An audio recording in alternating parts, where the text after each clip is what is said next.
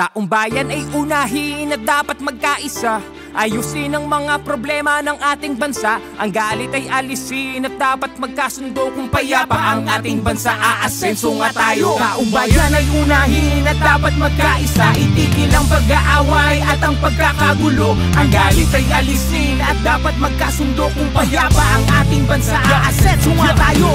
Ang kahirapan sa bansa ay lumulubha pa. Kailangang harapin ang marami nating problema. Maraming nagugutom sa Maynila at probinsya at maraming trabahante di sapat ang kinikita. Pamilyang hindi sapat ang pagkain sa mesa. Kapag sila'y nagkasakit, wala rin pampaospital. Kabuhayang hinampas ang matinding kalamidad at tumataas ang antas ng kriminalidad. Hindi mabuting panoorin na puro na lang kampihan. Kaliwat ka ng batikos, kabi-kabilang alitan ng dapat asikasuhin. At kailangang malunasan ng mga problemang nagpapahirap sa ating bayan. Sa ating ang panahon, pagkakaisa ang solusyon.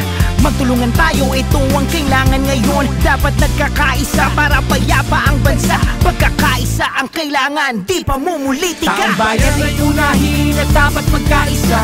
Ayusin ang mga problema ng ating bansa. Ang galit ay alisin at dapat magkasundo. Kung payapa ang ating bansa, aasenso nga tayo. Taong bayan ay unahin at dapat magkaisa. Itigil ang pag-aaway at ang pagkakagulo. Ang galit ay alisin at dapat magkasundo. Kung payapa ang ating bansa, aasenso nga tayo. Sana po ay pansinin itong aming sinasabi. Kapayapaan, ito ang nais namin na mangyari. Dahil problema ng bayan ay napakarami. Itigil ang bangayan at pagkakabahagi. Ang bansa ay payapa kapag hindi bahabahagi. Ang bansa ay masaya kapag walang kampi-kampi. Ang bansa ay uunlad kapag hindi kanya-kanya. Pagkakaisa, ito ang dapat nating magawa. Panahon na para harapin mga problema ng bansa.